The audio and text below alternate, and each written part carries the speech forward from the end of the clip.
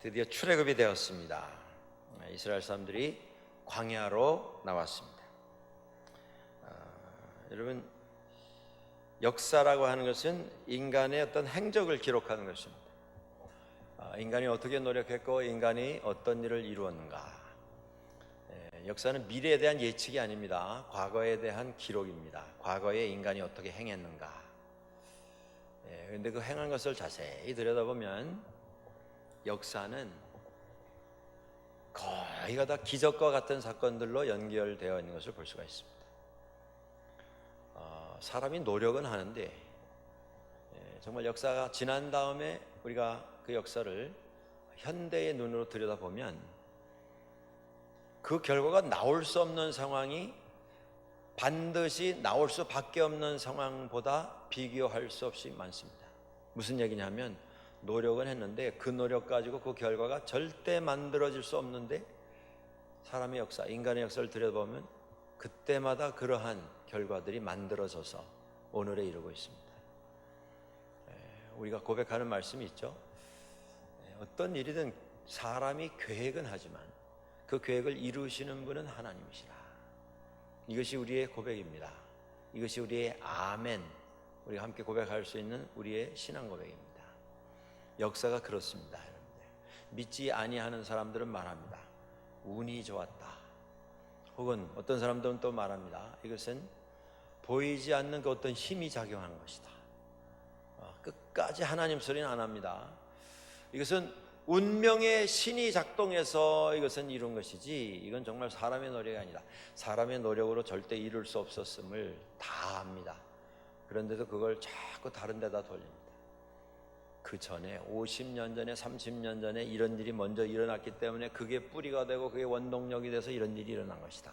이런 결과가 생긴 것이다. 뭐 옆에 나라의 관계, 그 주변 정세 이러한 것들이 영향을 미쳤다. 뭐 등등. 제일 끝에 가서 하는 말이 우리가 알 수 없는 그 어떤 힘이 영향을 미쳐서 이런 결과가 나왔다. 우리는 고백합니다. 담대하게 우리는 말할 수 있습니다. 이것은 하나님의 역사하심이었다. 믿는 사람의 눈에는 그것이 보입니다. 우리는 알고 있습니다.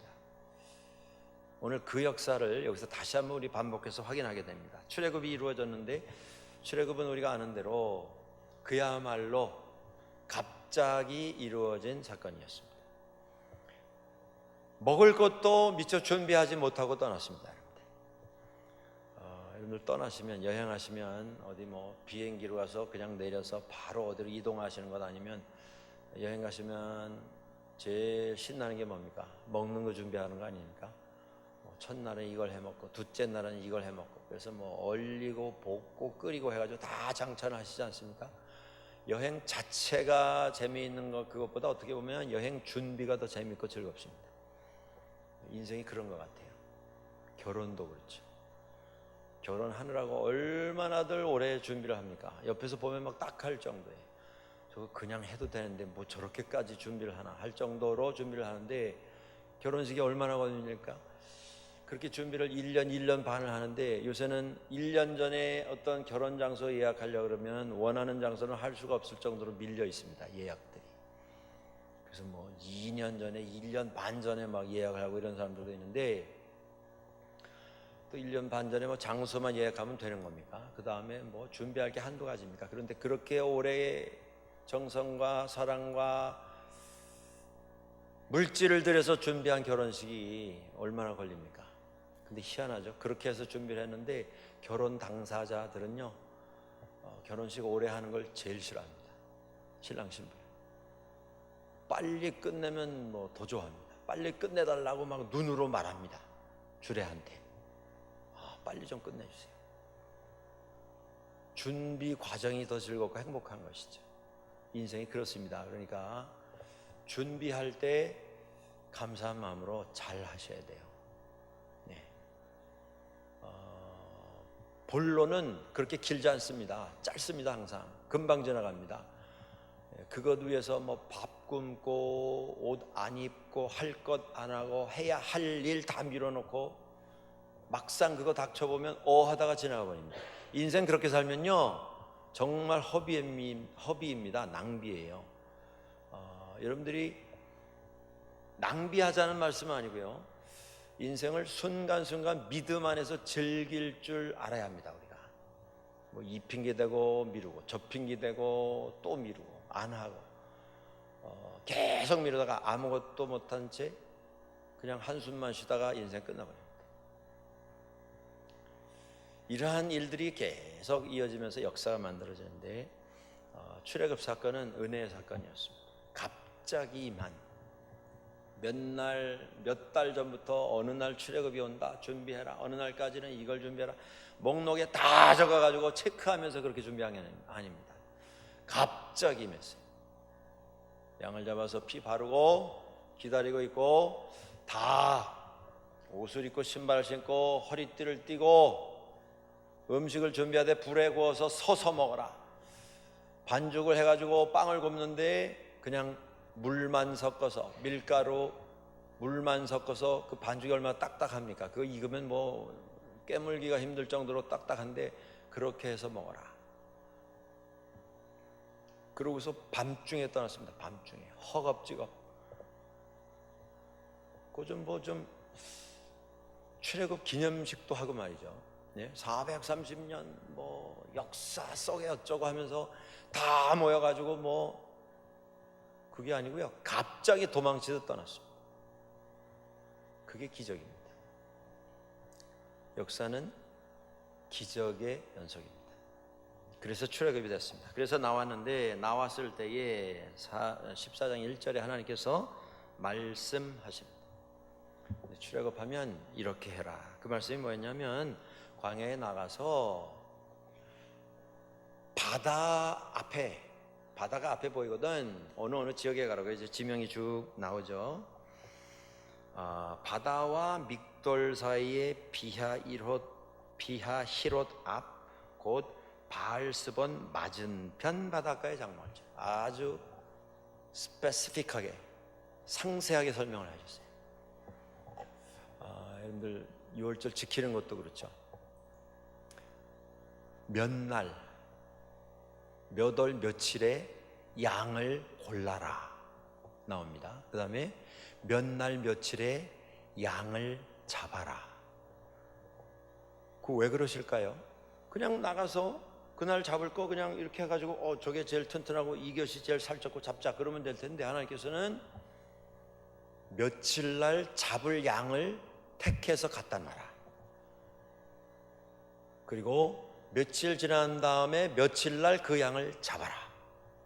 잡은 다음에는 이걸 쿡을 하는데 볶지도 말고 끓이지도 말고 삶지도 말고 불에다가 구워라. 먹을 때는 또 복장을 어떻게 하고 먹어라. 상세하게 설명을 하세요. 근데 출애굽에서 장막을 치는데도 뭐 장막 치는 게 뭐 뻔하지 않습니까? 평평한 곳, 이렇게 봐서 상식적으로 물이 잘 빠질 수 있는 곳, 통풍이 잘 되는 곳, 그 수많은 사람이 가서 장막을 치는데 그거 생각 안 하고 치겠습니까? 근데 하나님은 그게 문제가 아니셨어요. 어느 곳, 어느 바닷가 옆에 어느 바닷가가 보이는 건너편 그곳에다가 쳐라. 이게 하나님의 말씀입니다. 때로 말씀은 우리에게 우리의 지혜, 우리의 상식, 우리의 경험으로 이해할 수 없는 내용으로 우리에게 다가옵니다. 그래서 우리는 망설일 때가 많아요. 이거 이렇게 하면 손해보지 않겠는가? 내가 아는 상식으로 이렇게 하면 반드시 손해보게 돼 있는데, 손해 안 봐도 이건 해봤자 본전인데, 그러면 우리 상식에 어떻게 생각합니까? 아니 애써서 해서 남는 게 본전이면 뭐하러 하냔 말이에요. 안 하나 똑같은데 그냥 안 하고 편안하게 가만히 있으면 되지 왜 수고를 하겠는가? 그런 계산을 하기 쉽습니다. 믿음 가지고 생활한다고 하는 사람들도. 하나님은 어떻게 보면 의미가 없어요. 뭐 어디다 치든 안전하게 편안하게 치면 되는 것이지 꼭 거기 가서 쳐야 되냐, 이런 질문을 할 수 있습니다. 근데 하나님은 그걸 원하세요. 왜냐하면 그게 순종이기 때문에 그렇습니다. 순종은 상식을 초월하는 것입니다. 어떻게 보면 상식이 포기될 때 진정한 순종이 시작이 됩니다. 우리가 너무 우리의 머리가 앞서면 안 됩니다. 그래서 너무 우리의 똑똑함이 앞서면 될 일도 안 됩니다. 하나님께 맡기고 믿음 안에서 결정하는 것입니다. 상식과 지식으로 하는 것이 아니고. 자, 그곳에 가서 장막을 쳤습니다. 자, 그랬는데 이제 역사가 또 시작이 되는데요. 출애굽 자체가 기적이었는데 기적을 통해서 광야에 나왔는데 그 기적이 뒤집어지는 역사가 또 진행이 됩니다. 하나님께서 모세에게 이렇게 말씀하십니다. 4절에 내가 바로의 마음을 완악하게 한즉 그가 마음을 바꿀 것이다. 그래서 이스라엘 사람 뒤를 쫓아가게 할 것이다. 왜 내가 그의 마음을 완악하게 해서 마음을 바꾸게 할 것이냐 하면 애굽 사람들이 나를 하나님인 줄 알게 하기 위해서 내가 그렇게 하리라. 이어지는 5절에 또 말씀이 이어집니다. 사람들이 그걸 알게 되었어요. 바로가 알게 되었습니다. 이스라엘 사람들이 다 떠난 것을. 근데 그 말씀을 듣고 바로의 신하들이 이스라엘 백성에 대해서 마음이 변했습니다. 우리가 어쩌자고 이렇게 이 수많은 노예를 다 놓아줬더냐. 우리가 잠깐 정신이 나간 거 아니냐. 마음을 바꾸게 됩니다. 6절에 보시면 마음 바꿔서 어떻게 했느냐. 병거는 말이 끄는 마차입니다. 싸우러 나갈 때에 말 2마리 혹은 4마리를 앞에다 붙여서 뒤에 사람이 그 수레를 끄는, 마차를 끄는 조종수가 하나 있고 창을 던지고 활을 쏘는 병사가 하나 탑니다. 2명이 탑니다. 그래서 그리고 바퀴 옆에는 뭐 칼 같은 거, 창 같은 걸 막 붙여가지고 이게 돌아가면서 거기 닿는 사람 다 베버리는, 그 당시로는 무시무시한 무기였습니다. 그런데 이 병거, 이 마차, 이것이 지금 이 기록이 나와 있는 출애굽 이 기록이 기원전 한 예수 그리스도 이전 주전 한 1400년 때 이야기거든요. 그런데 그 이후에 이 마차가요 한 거의 2000년 동안 가장 강력한 전쟁 무기였습니다. 아주 지독하게 오래 사용을 했던 이런 무기였습니다. 그럼 막아낼 재간이 없었어요. 그 정도로 가공할 무기인데, 거기 보시면 병거를 갖추고 7절에 보면 백성을 데리고 이스라엘 사람들 뒤를 따라오는데요. 7절에 보시면 그 병거가 몇 대였다고요? 선발된 병거가 몇 대라고요? 600대. 그리고 그것 말고도 애굽의 모든 병거를 다 동원했습니다. 모르긴 해도 아마 수천 대가 나온 것 같아요. 왕이 자기 휘하에 가지고 있었던 최정예, 가장 용맹한, 가장 잘 준비된 마차 600대, 그리고 전국에서 다 마차를 모아가지고 쫓아오는데 9절에 보면 이런 말씀이 나옵니다. 쫓아왔는데 바로의 말, 병거, 마병, 군대, 그러니까 마차만 끌고 온 게 아니에요. 말탄 마병이 동원이 됐고요. 또 걸어서 뛰어서 쫓아오는 군대가 그 뒤를 따랐습니다. 자, 이 즈음에서 이제 9절까지 보시고, 이 즈음에서 우리가 묻게 되는 질문이 하나 있습니다. 바로가 마음을 바꿨는데, 바로의 신하들이 마음을 바꿨는데, 성경에서 보면 내가 바로의 마음을 완악하게 해서 그 생각을 바꾸리라 이렇게 말씀하십니다. 그러면 우리가 물을 수 있죠. 아니, 그러면 이게 뭔가 말이죠. 하나님께서 역사하셔서 재앙을 내리셔서 바로의 마음을 결정을 하게 하셔서 바로가 이스라엘 사람들 보고 떠나라 하셨는데, 또 바로의 마음을 바꾸는 건 또 뭔가?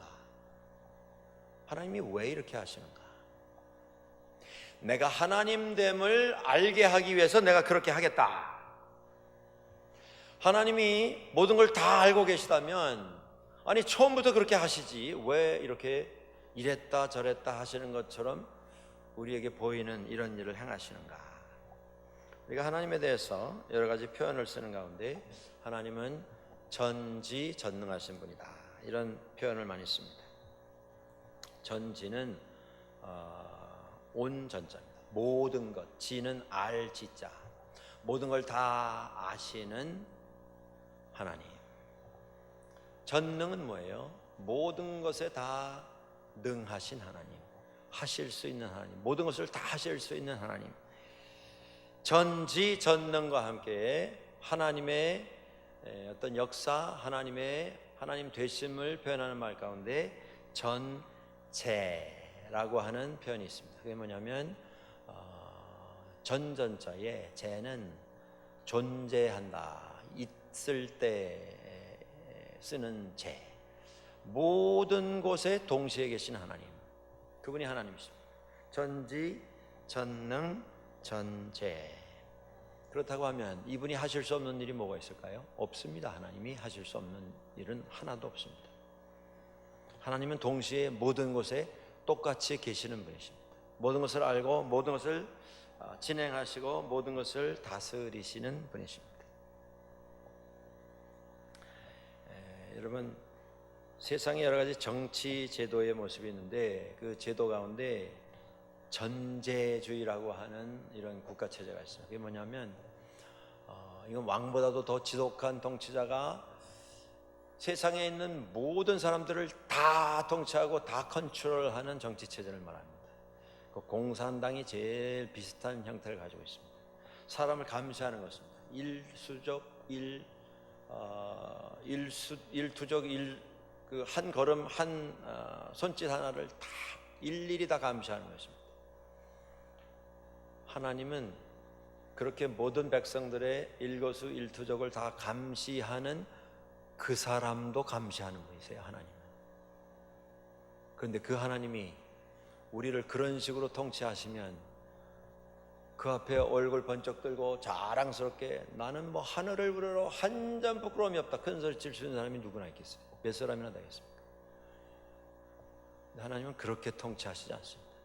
그 모든 것을 하실 수 있음에도 불구하고 모든 것을 아시는 하나님이시라고 하면 여기서 어떤 이론이 탄생하게 되느냐 하면요, 하나님께서 모든 것을 아신다고 하면 그러면 미래에 일어날 일도 이미 아시는 것이 아니겠는가. 거기에서 소위 예정론이라고 하는 단어가 등장합니다. 예, 미리 예자입니다. 정, 미리 정해졌다, 그런 뜻입니다. 하나님은 모든 걸 다 아시기 때문에 우리가 앞으로 어떻게 될 것, 어떻게 할 것이라는 것까지도 다 알고 계시다. 성경에 하나님은 모든 것을 다 미리 정해 놓으셨다라고 하는 표현은 나오지 않습니다. 그러나 우리가 지금 막 사용한 이 단어 예정이라고 하는 단어는 성경에 등장 안 합니다. 신약 성경에 하나님의 모든 것을 다 아시고 모든 것을 미리 정하셨다라고 하는 문장이 에베소서 1장 4절 5절 이하에 나오는데 제가 한번 읽어보겠습니다. 에베소서 1장 4절 5절. 고 창세 전에 그리스도 안에서 우리를 택하사, 선택하셨다는 것이죠. 창세 이전에 미리 선택하셨다는 겁니다. 우리로 사랑 안에서 그 앞에 거룩하고 흠이 없게 하시려고 그 기쁘신 뜻대로 우리를 예정하사 예수 그리스도로 말미암아 자기의 아들 딸이 되게 하셨다. 예정이라고 하는 말씀이 성경에 나옵니다. 신약 성경에 나옵니다. 구약 성경에는 예정이라고 하는 말씀은 안 나와요. 하나님은 모든 걸 다 알고 계시고 모든 걸 다 통치하시는 분이시다, 이런 표현은 수없이 많이 나오지만 예정이라고 하는 그 단어, 그 특정한 단어는 구약 성경에는 등장하지 않습니다. 신약 성경에 나옵니다. 그러면 미리 정하셨다라고 하는 것인데 이 예정론이라고 하는 단어를 영어에서는 predestination이라고 말을 합니다. 영어의 destiny 하면 운명, 숙명, 우리의 정해진 앞으로의 우리의 가야 할 길, 그런 뜻을 가집니다. destiny 하면 그 옆에다가 미리 정해진 바라고 하는 뜻에서 predestination, 이런 단어를 씁니다. 자, 그렇다고 하면 하나님께서 이미 다 아셨고 바로가 마음을 뒤집을 것도 아셨고 그걸 또 주장을 하신 분으로 이렇게 표현이 되는데, 다 아시는 하나님이시라고 하면 구원도 아시는 하나님이심에 틀림이 없다. 논리가 그렇지 않습니까? 다 아신다고 하면 가장 중요한 게 구원인데, 그 구원에 대해서 하나님께서 그거 아직 생각 안 해봤는데 그러시면 그 하나님이시겠어요? 말이 안 된다는 거죠. 그걸 아시는 분임에 틀림이 없다. 그러면 이제 똑같은 논리입니다. 구원될 사람을 이미 다 알고 계시다고 하면 그 말은 동시에 동전의 양면과 같은 것이죠. 구원받은 사람을 아시는 하나님은 구원받지 못할 사람이 누구인가도 아실 거 아니겠어요? 구원받은 사람을 아시면 그 나머지는 구원 못 받는 거 아닙니까? 논리가 그렇죠. 그럴 수밖에 없죠. 구원받을 사람은 아는데 구원받지 못할 사람은 모르겠다. 그 하나님 아니시죠. 그건 반쪽만 하시는 하나님이시죠. 말이 성립이 안 되지 않습니까? 그래서 이것을 구원받는 자, 구원받지 못한 자, 이것이 미리 정해졌다. 그래서 이것을 이중 예정론이라고 하는 단어로 표현을 합니다. Double predestination. 두 가지가 다 정해졌다, 이런 말씀이죠. 하나님은 모든 것을 아시기에. 그래서 믿지 아니하는 사람들이, 그래도 좀 논리적인 사람들이 믿는 사람 놀린다라고 하는 말로 그런 말을 합니다. 정해졌다고 하면 그렇게 우리가 할 일은 아무것도 없다. 예수 믿을 필요도 없고 하나님 믿을 필요도 없고 예배드리러 그렇게 열심을 가지고 정성을 가지고 쫓아다닐 필요도 없고, 그냥 나는 나 하고 싶은 것 다 하면서 살면 된다.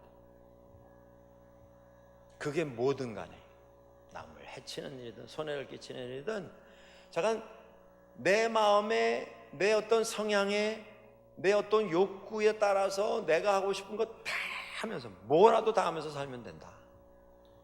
여한이 없도록, 내가 안 해본 것, 그거 좀 해볼 것, 아쉬움이 남지 않도록 다 해보고 살아라.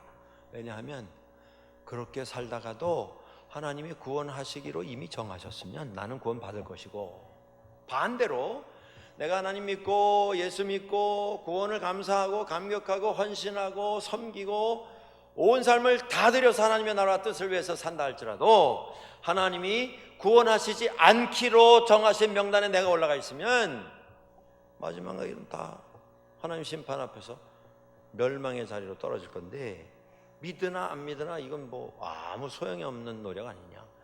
그러니까 신나게 놀다가 구원 얻은 자는 천당 가고 구원 받지 못한 자는 지옥 가라. 그런데 그런 하나님을 믿냐? 믿지 말라 그거죠. 얼마나 못났으면 하나님을 믿는다 그러냐? 믿지 마라. 그게 무슨 하나님이 그런 하나님이 있느냐? 믿지 말라는 것이죠. 여러분, 이 예정론이라고 하는 것은 하나님이 모든 것을 아시는 전지, 모든 것을 행하실 수 있는 전능, 모든 나라와 모든 백성을 동시에 똑같이 다스리시고, 뭐 이쪽은 해가 져서 못하고 내일 하시고 그런 하나님이 아니시고 모든 곳에 동시에 존재하시는 하나님이시라고 하는 것이 성경의 기록이고 고백입니다. 그렇다고 한다면 하나님께서는 이 부분도 알고 계심에 틀림이 없다 라고 하는 인간의 논리입니다. 물론 신앙의 내용을 담은 것이에요. 그런데 지금 말씀드린, 그렇다고 하면 구원도 아실 것이고 멸망도 아실 것인데 이 두 개는 그럼 어떻게 우리가 해석하고 어떻게 우리가 이걸 받아들여야 하느냐? 그 답은 우리 인간의 언어로는 없습니다. 왜냐하면요, 인간의 논리는 구원 아니면 멸망이고 멸망 아니면 구원이에요. 그 중간은 없습니다. 인간의 논리, 인간의 언어로는 이것을 해석할 수 있는 단어가 없어요. 문장이 없습니다. 이론이 없습니다.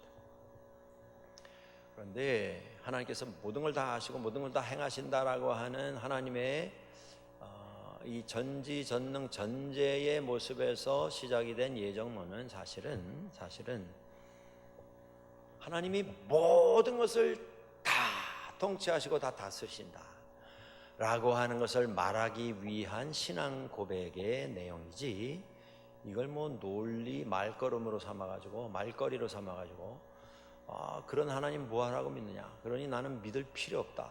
믿으나 마나 그건 뭐 구원 받았으면 받은 거고 못 받으면 영원히 못 받는 거고, 그걸 바꾸시고 뭐 살아보니까 사는 거 보니까 저 사람은 빼줘야 되겠다. 그럼 그거 하나님 예정 아니지 않느냐? 그렇게 말장난하려고 이 말씀을 만들어낸 건 아닙니다.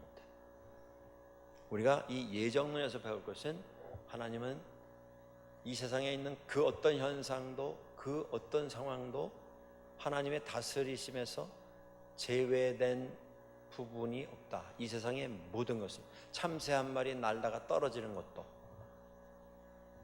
꽃 한 송이가 바람에 날려서 날아가는 것도 다 하나님 뜻 안에서 진행되는 하나님 계획 안에 들어있다 라고 하는 고백을 우리가 하고자 하는 것이지, 그거 하나 딱 뽑아가지고 뭐 그런 하나님 무슨 그런 하나님이 있느냐, 그럼 하나님 믿지 마라, 말 장난하기 위해서 이 말을 하는 건 아닙니다. 바로가 마음을 이랬다 저랬다 하는 것까지도 바로가 이스라엘을 막으려 했으나 그것까지 통치하시고 그것까지 다 주관하시는 분이 바로가 아니고 하나님이시다. 그게 메시지입니다. 성경 읽으시고 성경 공부하시고 묵상하시면서 그 옆에 있는 거에 붙잡히셔서 성경이 우리에게 전달하고자 하는 그 메시지를 놓치시면 안 돼요. 예수님의 제자들이 예수님 부활하신 이후에 골방에 모여서 기도하고 지내다가 어느 날 베드로가 그렇게 말합니다. 나는 고기 잡으려 가련다. 너무 골치가 아프고 머리가 지끈지끈하니 바람 쐬려 가련다. 그 말이 아니에요. 예수님이 이제 그들을 떠나셨습니다. 승천하셔서 하늘에 가시고 그들과 더 이상 계시지 않았어요. 아직 성령이 임하시기 전입니다. 그래서 그들에게 두려움이 임한 것입니다. 다시 무서워졌어요. 주님 없이 우리는 어떻게 되는 건가?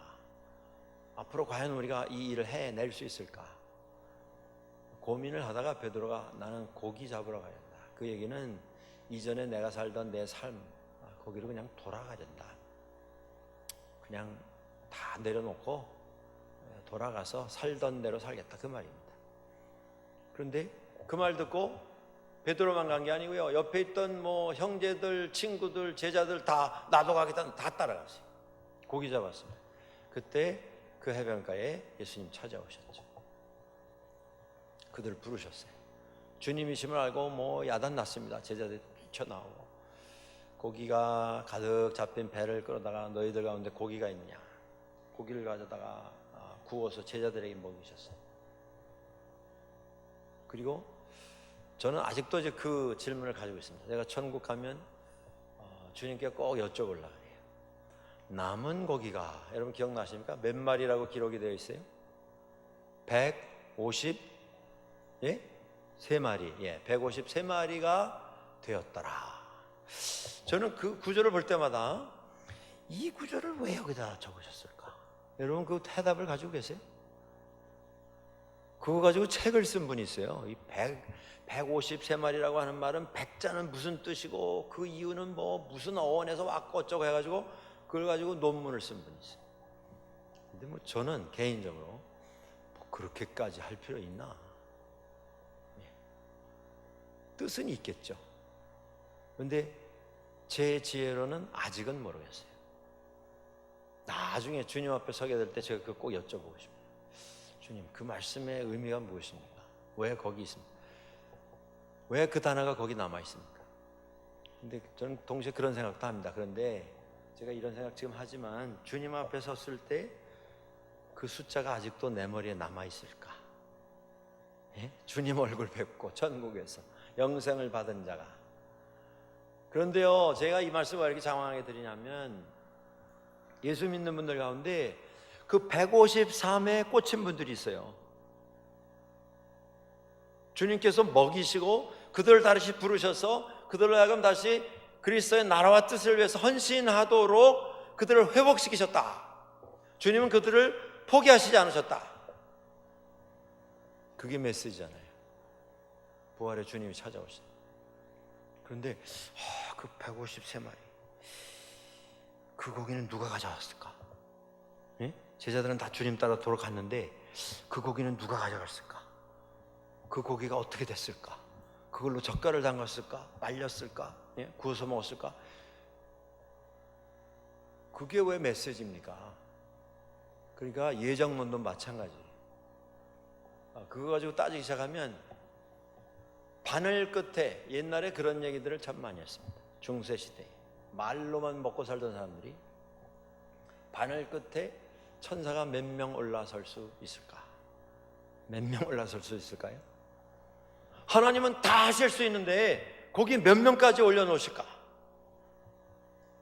그거 따지면서 업을 삼았어요. 그거 가지고. 그런데 사로잡히지 마십시오. 이 정도는 하나님께서는 모든 걸 주장하시는, 우리의 생사화복을 주관하시는 분이시다. 그 고백인 것이지 거기 뭐 누가 살고 누가 죽느냐, 뭐 어떻게 하면 뭐 여기서 좀 더 이익을 얻을 것이, 그게 목적이 아닙니다. 그런데 현혹되지 마십시오. 자, 그때의 바로와 그의 군사들이 10절 이하에 보시면 이스라엘 사람들 가까이 도착을 했습니다. 바로가 가까이 올 때에 10절에 보시면 이스라엘 자손이 눈을 들어서 본즉 자기 뒤에 군사가 가득 따라온 것을 보았습니다. 그때 이스라엘 자손이 심히 두려워하고 여호와께 부르짖기 시작했습니다. 여러분들 여기까지는 괜찮아요. 이건 자연스러운 반응입니다. 우리가 믿음 속에서 어려움 당할 수 있습니다.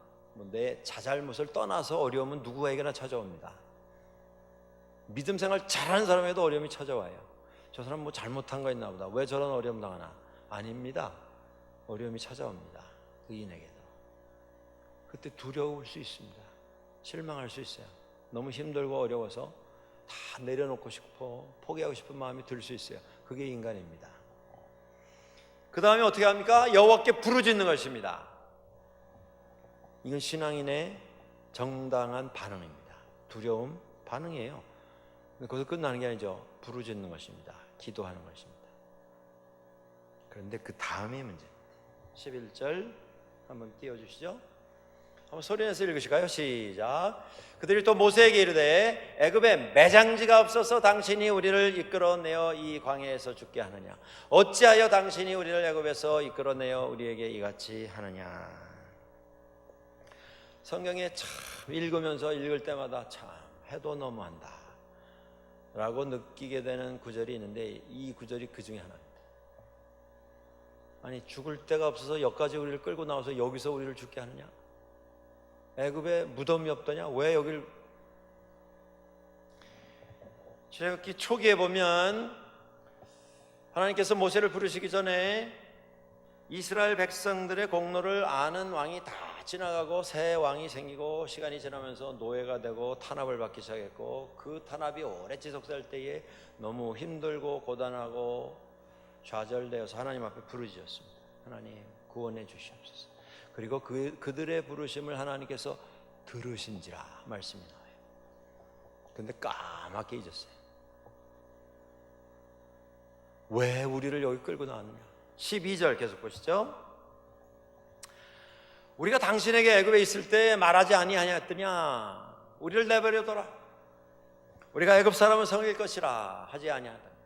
애굽 사람을 섬기는 것이 광야에서 죽는 것보다 낫다. 얼마나 정말 인간적인, 너무나도 인간적인 이런 말이 아닙니까? 모세가 무슨 영화를 누리려고 애굽을 찾아갔을까요?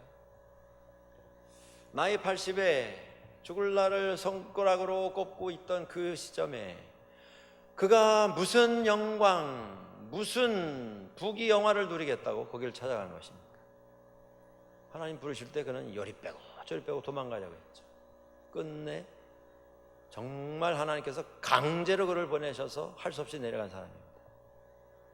근데 모세에게 원망, 비난, 비판, 책임 전가, 욕을 하는 거죠. 욕을. 급한 사람은 이놈 저놈 했을 겁니다. 모르긴 해도.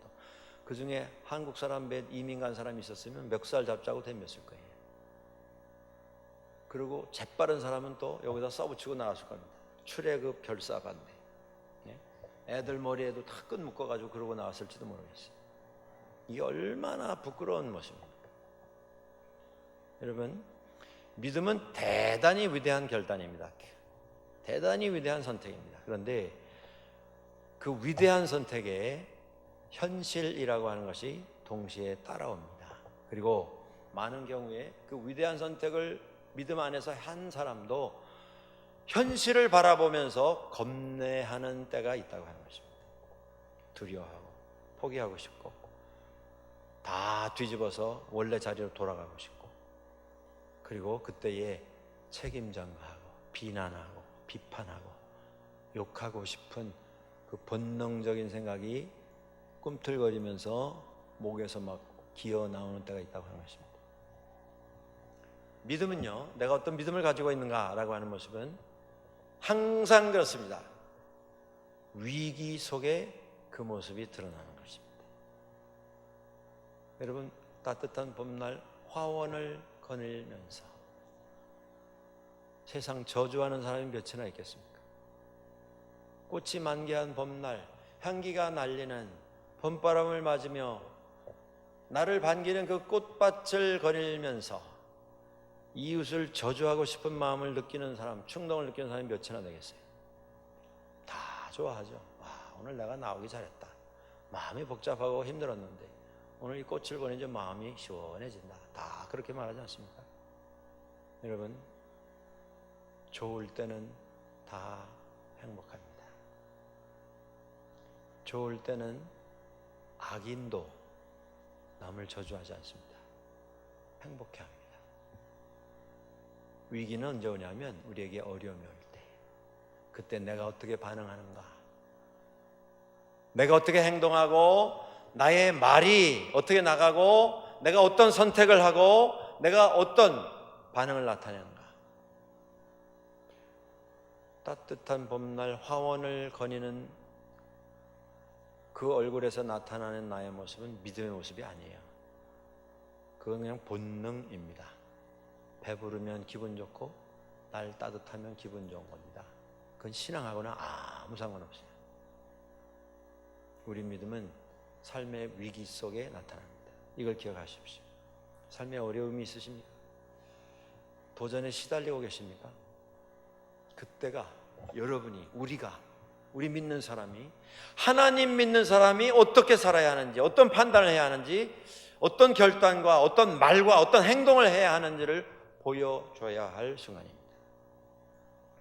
그때가 믿음이 작동을 시작하는 순간이라는 말씀이에요. 이스라엘 사람들이 그 순간 실패했습니다. 무덤이 없더냐? 우리를 그냥 좀 내버려 달라. 우리가 부탁까지 하지 아니하였더냐? 왜 우리를 여기 끌고 나와서 이 고생을 시키냐? 사람은 유익을 위해서 싸웁니다. 전쟁이 왜 일어납니까? 영토 차지하려고 싸우는 거예요. 그 영토 안에 있는 자원을 욕심내서 싸우는 겁니다. 그러니까 결국 돈을 위해서 전쟁이 일어나는 것입니다. 더 많이 가지려고. 그래서 싸웁니다. 때로는 이념과 사상, 신조를 위해서 싸웁니다. 종교라고 하는 이름으로 싸우죠.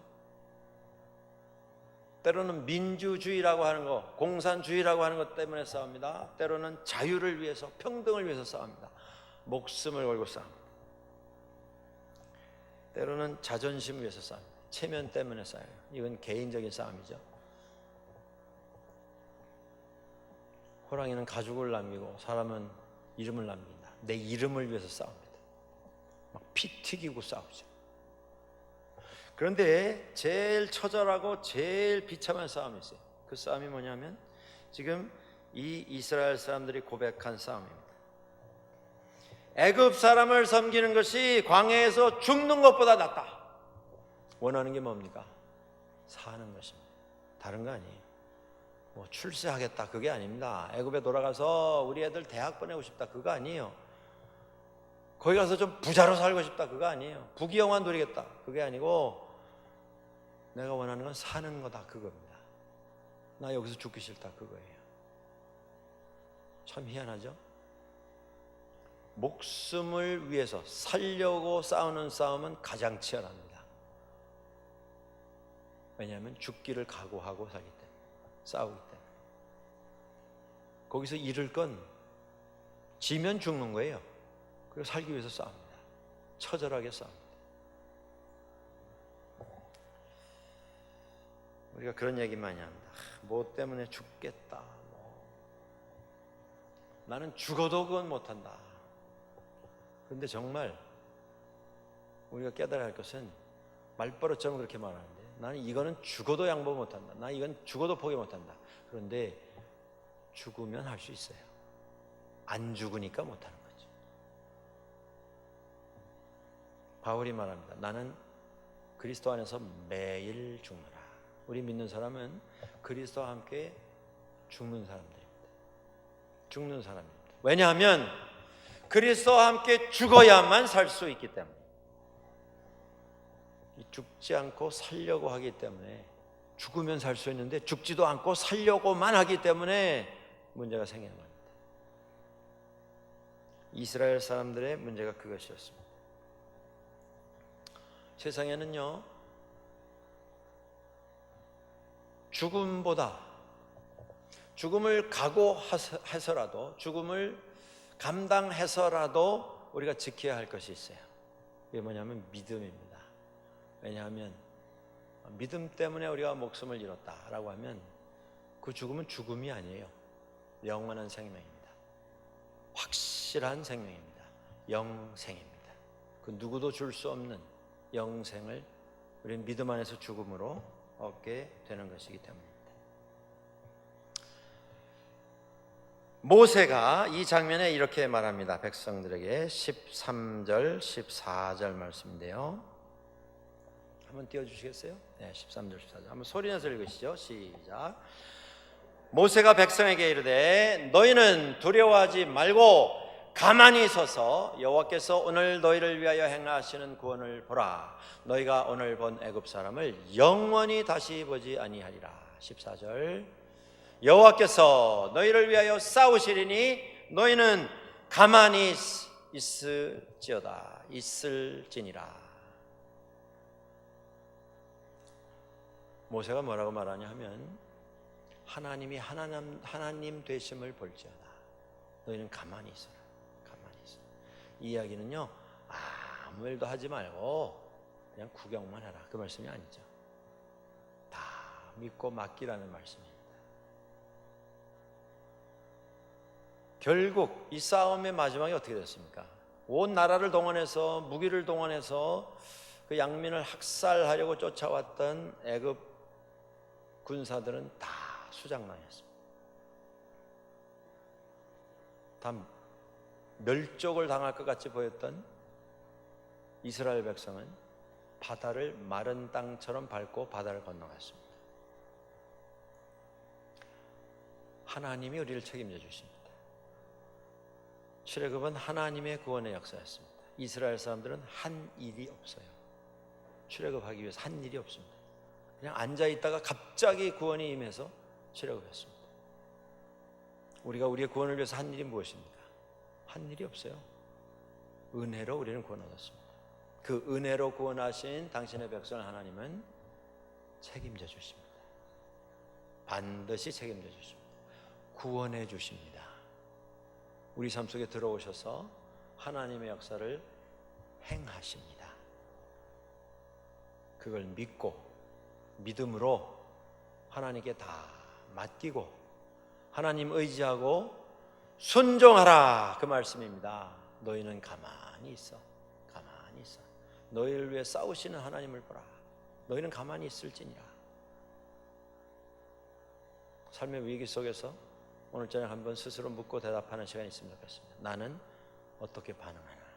지금 내가 지나가고 있는 이 어려움, 이 시험, 이 환난 속에서 나는 어떻게 지금 소리 지르고 있나? 나는 누구에게 부르짖고 있는가? 모세가 다시 말합니다. 너희는 가만히 있어. 너희를 위하여 행하시는 구원을 보라. 오늘 이 말씀을 마음에 새기시고 믿음 안에서 순종하는 우리 모두가 될 수 있기를 주의 이름으로 축원합니다. 같이 한번 기도하시겠는데.